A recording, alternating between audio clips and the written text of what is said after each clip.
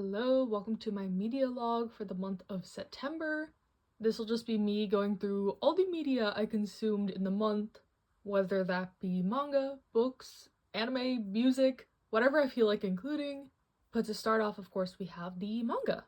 So it's the first weekend in September, and I have already read a good handful of things. Finally, stuff from my physical TBR.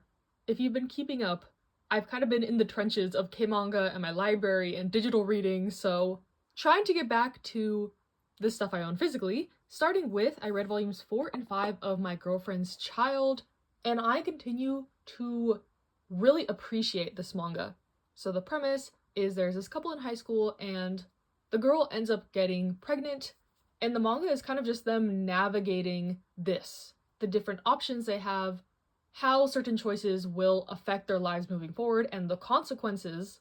And I think it's just a very insightful look into all of this. The volumes include like resources and interviews with medical professionals. It's well researched in my opinion, and yeah, I can appreciate the kind of different perspectives being presented in this. And the characters have really grown on me. In volume 4 particularly, they had a big argument, and I don't know, kind of just them realizing like this is gonna be our lives from now on if we stay together, if we have this baby. In volume 5, the main issue is kind of if she's going to stay in school and try to graduate, and if she'll, seek alternative options, and the school not wanting a pregnant student at their school because it's bad for their image. Like, all of these topics that I've never seen kind of explored in a manga before. So yes, it's not necessarily an enjoyable read. It's bittersweet, it can be heartbreaking at times, but it's educational, it's insightful, and I do highly recommend this manga. The art is also gorgeous, which helps. And then I caught up with A Condition Called Love. So I didn't realize I was like 3 volumes behind, but I read volume 7, 8, and 9. And I continue to really enjoy this high school romance series. I know many people who don't like this series because of kind of the main love interest's personality. You start the story with kind of our main character seeing this guy out in the snow. He's looking lonely, and she offers him her umbrella. And little does she know that this was going to be such a significant kind of act, but this really left an impact on him and led him to immediately kind of falling in love with her and pursuing a relationship with her. The way he goes about it is pretty aggressive. He's very vocal with his feelings and affections, while she is kind of new to this whole love thing and has never really thought about dating or romance. So they're kind of like at 2 extreme ends of the spectrum and trying to come to like an agreement, understanding, discovering what like a healthy relationship and love truly looks like. So they do have their ups and downs, but in these volumes in particular, we get to see a lot more of the main male character's kind of past and struggles and his mental health even, which I really appreciated. You get to meet some of his family members. They have other conflicts like outside of their relationship, and we get to see how, they deal with it and become closer as a couple in that way. And at the end of volume 9, the author says that this is the conclusion of like arc 1. And I think I've seen that the manga is kind of ending in Japan as well. So I don't know how many volumes total, but I feel like this is the kind of conclusion of their getting together arc. I feel like now they're a pretty established couple. They have kind of their communication style down pat. They're understanding each other much more. And I'm really excited to see what more there is to come. I don't know, I'm just really obsessed with this manga. It scratches like the exact right part of my brain, and I'm always happy to read more of it. And in the same vein, I also caught up with A Sign of Affection. I read volumes 8 and 9. This is a college romance between a girl who is deaf and a guy who is kind of a world traveler. He loves to try new things and gain new experiences and stuff like that. And as always, their relationship continues to be super sweet, super wholesome, super nice, while not ignoring, some of the real challenges that could potentially arise. In these volumes, they want to move in together. So they have to figure out the logistics of that, meeting her family, getting their permission. And I think Itsuomi, the guy character, really shined in these volumes. I don't know, honestly, like I never really got the hype about him, but seeing him especially with Yuki's family and how he was able to lighten the mood and become friends with everyone, and especially with her dad, I don't know, kind of changed my impression of him as a character, and I really enjoyed these volumes. There is always a question of like, when is he gonna go off on his next vacation? And they already know like once they graduate, he wants to go off and do something else. How long can they realistically live together? What kind of accommodations do they have to seek for Yuki? Like, there's a lot of factors at play here, and like My Girlfriend's Child, I like a lot of the kind of fresh discussions that are happening in this manga. It also feels like another one that is pretty well researched. And I feel like I don't have to say much more about this. I feel like everyone who reads this really enjoys it. There's an anime adaptation for it. Same with A Condition Called Love. I want to watch them soon to kind of be able to compare the manga to the anime.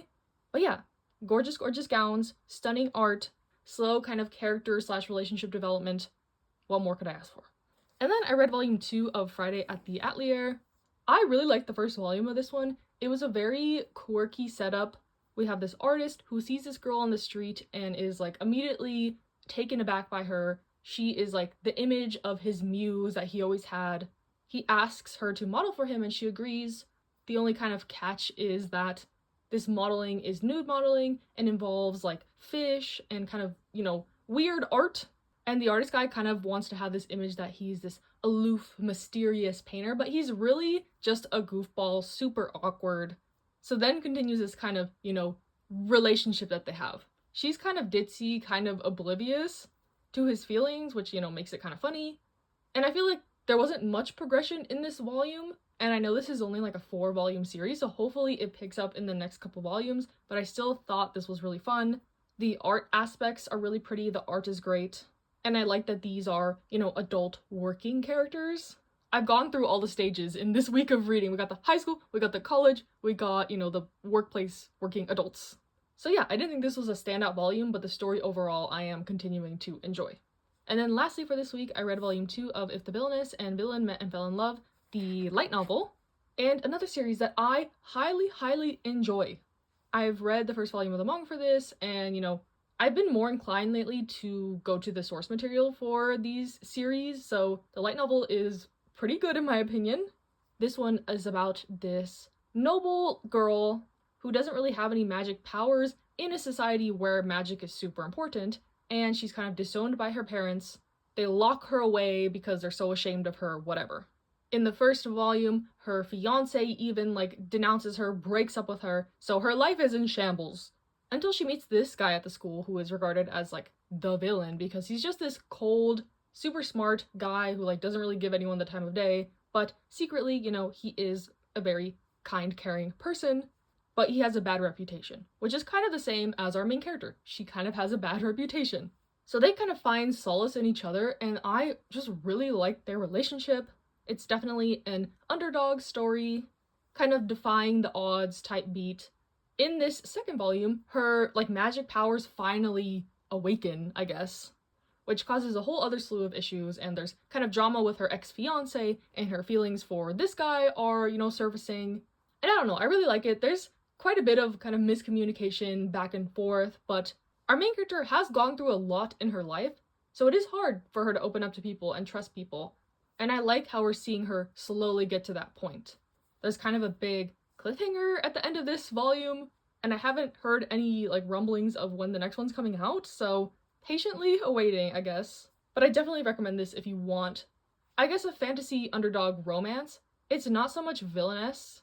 That's how our main character is perceived a little bit in the beginning, but I feel like this is a little bit of a misleading title. So yeah, that is what I read this first week of the month, and I'll be back once I read some more. Hello, it is the end of the month, and I'll recap all the rest of the manga and light novels I read. So starting with, I was in a bit of an isekai manhwa kick, so I read all these series. Starting with volume 4 of Who Made Me a Princess. This one is about our main character who gets isekai'd into this novel where her character is set to be killed by her own father, the emperor. But in this one, she starts out as a baby and kind of works her whole life to try to win her father's favor so he doesn't end up killing her later. But this volume in particular made me pretty mad. There's a trope that I don't like. I guess it's not huge spoilers, but there's a bout of amnesia that affects one of the characters, and it just pretty much erases all the progress that has been made. So hopefully that gets resolved in the next volume, because it's so sad and infuriating. But I have faith. I think this one's only 9 volumes, and I've been already pre-ordering them to the end because this one started out so strong. So, I have high hopes that it'll redeem itself. But this volume made me so mad. I immediately ordered the next one so I could continue. I think it's coming tomorrow, so I will definitely update next month what I think about, the resolution to this. Then I read volume 2 of The Perks of Being an S-Class Heroine. This is another isekai one where the main character gets isekai'd into this S-level story, so like super hard story, but she gets to buy this like cheat package to make her super high level going into the like scenario. So even though she's a child, she's able to do all this like high level stuff. And in this one, she meets the protagonist of the story, and they get trapped in like a dungeon together, and she wants to survive, but she's trying hard not to like rewrite the course of the story too much. In this volume in particular, she has to let the like hero be the hero, but it's hard because she already knows what's going to happen and she knows how to solve it, but it's suspicious if she starts doing stuff on her own. So I don't know, I really like this one, and I like the kind of leveling up system. That aspect of it really reminds me of another one that I love.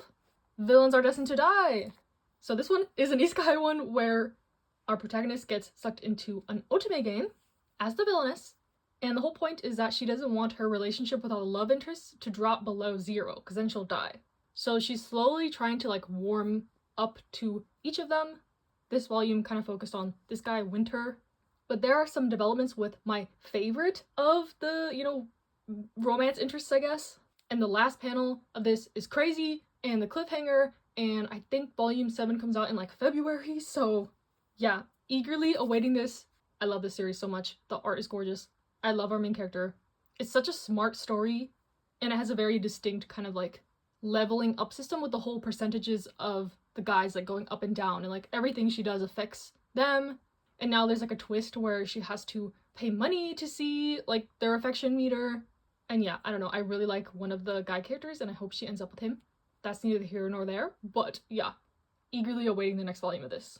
And then I read volumes 4 and 5 of The First Night with the Duke, another 2 volumes that left off on a cliffhanger, and I think volume 6 comes out next month, so happy about that. But this one is about our main character getting sucked, like, it feels so dumb for me to like explain these plots. They're all different, but they're a little bit similar. So like if you like any of these, you'll probably like, the others. But this one is about our main character getting sucked into a novel as a side character, and her and like the male love interest, the Duke, they end up getting drunk, they sleep together like in the first volume, and he is like, we need to get married now because we did something only married couples do. And she's very reluctant, she doesn't want this, she wants her like fave, the main character, to end up with him like they're supposed to, and she's ruined the whole plot of the novel. But the further in we get, stuff becomes to get muddled. They're finally figuring out like why/how she got sucked into this world. They become closer as a couple, and they have some really sweet moments, honestly. I even like teared up at a couple of them. So yeah, the relationship definitely starts out very rocky, but also very comedic, and now it's getting a little bit more serious in tone. A little bit of politics going on, a little bit of supernatural elements potentially, but yeah, I really like this one. And I think it's only 7 or 8 volumes, so nearing the end of this one. That's the end of my isekai ones, but a little bit adjacent, we have a fantasy romance political one. I read volume 4 of the light novel For My Happy Marriage. Honestly, this volume was a little slow for me. There wasn't much development happening on the romance front. It's getting a lot more into like the politics and the structure of this world and the magic, and Mio has to be protected from this, like evil guy and organization. And I feel like it's getting a little bit chaotic, like a little bit unfocused. So hopefully in the coming volumes it kind of, circles back to their relationship and like Mio's healing from her trauma and stuff like that. Because for the first time in this volume, I felt her be a little bit annoying. But yeah, I wish we could get into Kyoka's head a little bit more, because Mio's perspective is, it's her perspective. And she's very, down on herself, and there's this new character that's introduced that is her friend, and that whole situation is a little but yeah, she's experiencing jealousy and being like, oh, why am I jealous? Oh, are my feelings really, am I in love? Like, of course, she's never experienced this, so she doesn't know. So yeah, it's a little bit frustrating to have her as a main character, but I'm gonna stick with it. I have up to volume 6 of this, so we'll see how it progresses. But yeah, this one felt like a little bit of a filler, stagnant volume, in my opinion, especially in the beginning. And then I caught up with some other series. I read volume 11 of My Dress Up Darling. Juju gets some development for sure. Marin looks stunning, beautiful, gorgeous, gorgeous gowns. No development on the romance front, of course. We're used to this by now, but I really like the characters in this. I like the fashion. I like the cosplay elements. Gojo's gonna be making a new costume in the next one. We know how it goes, but I do really like the series. Don't go into it looking for some, fast-paced high school romance lovey-dovey stuff. Very slow burn. And then I read volume 9 of Crossplay Love Otaku X Punk. I feel like every time I talk about this, I say the same thing. Like, I love it. It's wacky, shenanigans, cross-dressing. Every volume we get a little closer and closer to, revealing what's going on. Basically, we have two boys in high school. They don't like each other at all. One works at a maid cafe where he cross-dresses, and then the other guy was too embarrassed to go into the maid cafe as his normal self, so he started cross-dressing. They became friends. They, like each other, not knowing their real identities. It's very, chaotic like that, but I really like it. And then lastly, for the catch-ups, I read volumes 5 and 6 of Oshinoko, and I really liked these volumes. I'm gonna sound deranged when I describe the plot if you don't know what Oshinoko is, but essentially our main character was a gynecologist, and one of his patients was his favorite idol. He dies defending her, and he ends up being reborn as his idol's child. But then his mother / the idol gets murdered, and our main character's motivation throughout the story is to get revenge on her murderer by moving up the ranks in the entertainment industry to get close to the people that knew his mother on a personal level. So anyways, on his quest to going through the entertainment industry, now he's in a stage play. He's done some acting gigs, he was on a reality show, and now he's on a play. And the play is actually really cool. So the play is a stage play adaptation of a manga, and they really show in depth the process of how the mangaka is involved in a stage play, the conflicts, how they can adapt a story for the stage, and then how the actors are interpreting stuff and comparing it to the source material. I just thought it was very interesting. If you like stories about the entertainment industry, I would highly recommend this. I love stuff about, actors, idols, musicians, stuff like that, so this is right up my alley. I have heard the story goes in a weird direction in the future, but for now, I'm really enjoying my time with it, and I'm enjoying the ride, and if I ever stop enjoying the ride, I'll just, peter off and just pretend this first part of the story was the whole story. So, yeah, I really like these 2 volumes. I was really impressed. It's been a while since I revisited this series, but yeah. And I think the anime, season 2 is coming out, and it's in this arc. So, exciting for fans of the anime. So yeah, that is pretty much all the manga I read, other than a bunch of stuff I read for a volume 1 try vlog, so I'll kind of just speed through those here. You can hear my full thoughts in the video. There's 14 volumes I read, but first I read the first volume of March Comes In Like a Lion. Love this one, I love the anime. If you like found family, sports elements, coming of age, depressed main character, I would recommend this one. Hirayasumi, I really like this volume 1. It's a slice of life coming of age about this guy who inherits a house from this old woman that he befriended while she was alive, and his cousin moves in with him for college, and it's just, about their daily lives and stuff, and I love this kind of story. Pink to Habanero, I really like this one as well. It's a high school romance about this popular guy at school, but turns out he works at a butler cafe, and our main character finds this out, and she's helping him keep his secret. Temon's B-side, this is one about an idol who is actually very different from his stage persona. He's very dark, kind of depressed, moody, self-deprecating, and our main character becomes his housekeeper, and she is a huge fan of his. And seeing him, his real personality, is a big shock to her. So yeah, I really like this first volume, but I love idol stories, so might be a little biased. Volume 1 of Sand Chronicles, this one was a very sad, bittersweet volume 1, about our main character having to move to the countryside with her mom after her parents' divorce, but then her mom commits suicide, and she has to adjust to this new life, all while grieving, and there might be a little romance, coming of age, small town vibes, that type of beat, but, predicting this to be very sad moving forward. Arya the Beach Force, I thought this one was okay, kind of just a boring slice of life one about a witch living in this little cottage in the woods. I wasn't super impressed by it. Kimi ni Todoke Soulmate, this is the spin-off to Kimi ni Todoke, which I love.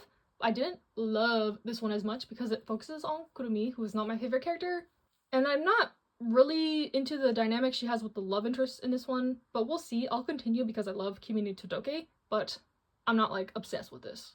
The Magical Girl and the Evil Lieutenant used to be arch enemies. This one was okay. It's a 3-volume one-shot about this evil lieutenant and this magical girl, and they're supposed to be enemies, but the lieutenant falls in love at first sight and can't get himself to, defeat her, even though he can easily, because she's just this teenage girl who's doing this magical girl stuff as a job because she needs money. But yeah, there's just shenanigans between the two of them. There was some kind of in poor taste jokes, and it ends abruptly. because the mangaka passed away while writing this, so that is obviously very unfortunate. But I thought this one was just kind of okay overall. Who knows how it could have progressed in the future though. Then I read volume 1 of... Then I read volume 1 of Children of the Whales. This was a very intriguing volume 1 about these people that live on this thing called the mud whale. It's like a big piece of land moving through the sand ocean. And some of the residents on this kind of island have these magic powers, but not everything is as it seems. It gives me kind of Witch Hat Atelier vibes, and I think it's going to be very sad moving forward, also, like Sand Chronicles. Last Quarter by Aizawa. This one is sort of a supernatural mystery that had an intriguing start in my opinion. I think it's only going to be one more volume. But it's about this girl who gets into an accident, and then this little girl who also gets into an accident like at the same time, and they meet at kind of the border between life and death, and things get kind of murky and confusing from there. Then we have volume 1 of Tokyo These Days by Taya Matsumoto. This is one about a manga editor who retires, but he can't quite seem to let go of the manga lifestyle, so he's struggling with the transition to retirement. And I think it's a really interesting look into the manga kind of publishing industry. Old Fashioned Cupcake, this one is about 2 coworkers. One is kind of just stuck in his daily routine, and his other coworker wants to kind of break him out of this cycle, so they start going to like cafes and doing quote-unquote girly things to rejuvenate their youth or whatever, relive their youth. And I thought this was a cute one-shot, and I know there is like a sequel volume, so I'll definitely be getting that. Then I read volume 1 of We Must Never Fall in Love. I did not like this one at all. They are step-siblings. It's a high school romance, so yeah, just not my thing. But my favorite volume 1 I read in the video, spoilers I guess, was Ran the Peerless Beauty. I really liked this volume 1. It's about our main character, Ran, who is kind of like the unattainable beauty at school. Like, she's very beautiful, she's kind of quiet, she's smart, she keeps to herself. All the boys are intimidated by her, but the love interest is this like really popular, happy-go-lucky guy. And she finds out that his family owns a flower shop that he works at, but he's, you know, pretty embarrassed about this because it's not a very manly profession or whatever. And yeah, their relationship is just super, super, super cute, and I love the kind of flower shop elements. She's in the gardening club. So yeah, just super cute, and I can't wait to continue with this one. So yeah, that is all the manga/light novels I read this month, and now I'll move on to the books. Okay, and moving on to the books, I have read 1 book so far this month, and that was The Cruel Prince. So I don't know where I got this recommendation from directly. I was trying to look through all of my kind of Instagram stories where I had asked for recommendations, but I feel like I got this through a YouTube comment. But nonetheless, I decided to try this out, and I enjoyed it thoroughly. Going into it pretty much blind, I did not realize that this whole kind of fairy thing was a whole genre. I have read ACOTAR, but for some reason I didn't think, you know, that other stories had like fairies and the fairy world and stuff, so my bad. But The Cruel Prince starts with our main character's family being murdered in front of her, and she gets taken away by this man to live in the fairy world. Her name is Jude, and so she's been raised in this fairy world all her life pretty much, but she's had this resentment towards the fairies her whole life because, you know, they murdered her parents. So while she's tried her best to adapt to this fairy life, she's always been seen as an outsider and also feels like an outsider. Humans are not treated the best in the fairy world. So she's trained up to be really good with a sword, really good at fighting, and she wants to be a knight because a new king is coming to succession, so they're kind of having tryouts for knights and being part of the court, but her adoptive father / her parents' murderer tells her no, she can't be a knight until it's kind of revealed who is the new king. And she is pissed about this and decides to kind of take matters into her own hands and try to shake up, you know, what's going on in Fairyland. And with this whole king business, so the king is retiring and he can pick any one of his like 9 kids to be the next king. Everyone's pretty sure who is going to be the next king. So there's a little bit of politics involved in, you know, trying to get in his favor, or people, you know, supporting the other kids of the king. There's one especially annoying son of the king that's in Jude's like same grade at the fairy school. He's a little shit for sure. He like bullies her, kicks her down, almost drowns her, you know, harmless jokes. But she grows closer with him throughout the book as well. So yeah, this is definitely the start of a series. You know, it's open-ended. I'm gonna read the next book. I did like this one. I thought it was fun. Nothing groundbreaking, nothing mind-blowing, but a fun, like, kind of fantasy YA read. Compared to ACOTAR, which is my only point of reference to like a fantasy series, fairy content, this definitely read more YA. And it was a little bit jarring because this does take place in the modern, age. But the fairy world seems much more like archaic in ways than the modern world, so she can kind of go back and forth. One of her sisters likes to go back to the human world quite often, so they're talking about like Target, going to the mall, whatever, but then when they're back in like the fairy world, they're like, my pen and quill and my blah blah blue. So there's a little bit of a continuity error, and the way the author describes things is a little bit jarring sometimes with the way the characters speak, but if you kind of ignore some of those slip-ups, it's pretty enjoyable in my opinion. I like the politics aspects, and I love a good royal kind of court drama setting. The only thing I'm about is the romance. I guess I won't spoil anything about the romance, but it's not my cup of tea, like the tropes are not my cup of tea. But I think what can develop in the future is really intriguing, so we'll see. I did buy the next book, so I have it ready to go, and I'll be back if I read any more books in the month. Okay, and then a couple more pieces of media to talk about, I guess. I finally watched season 16 of Drag Race. I know y'all have been waiting for my Drag Race opinions, but honestly, I was getting a little bit fatigued on Drag Race around when season 16 came out, because then they had, All Stars 9, and then UK versus the world, and then now they have another global All Stars. There was a couple more international seasons that came out. It was just getting to be a lot, so I decided to just take a break, step back, and get to it on my own time. So yeah, I binged season 16 all in one go. I hadn't gotten spoiled on the winner or anything, so that was nice. And overall, I thought the season was pretty good. The pacing was good. I did like the kind of Lollapalooza being at the very end though, instead of being forced into the season like they have been doing. I thought the runner-up should have won based on performance throughout the season, but the final lip sync, I do think the winner won that. So sometimes they base it off the lip sync, sometimes they don't. But I'm happy with the season overall, and it's gotten me a little bit back into the groove of Drag Race. I started All Stars 9, just like the first episode, and it's great to see older queens come back like Roxy. I love Roxy. So yeah, excited to, do that at my own pace. I did get spoiled for the winner of All Stars 9 though, so maybe that'll affect my enjoyment, but so far so good. And then getting into the music. So not an album per se, but Block B, my old K-pop group, my old Volts, they reunited on Zico's show. It was his last episode of the seasons, and they performed some songs after a long time, and they all looked great. I was so obsessed. I've watched the performances like 10 million times. They need to have a comeback, please. P.O. teased it, but like he's been kind of teasing it, so who knows if he's telling the truth. And yeah, I'm just so happy. I've been, gushing about it 24/7 since that performance came out.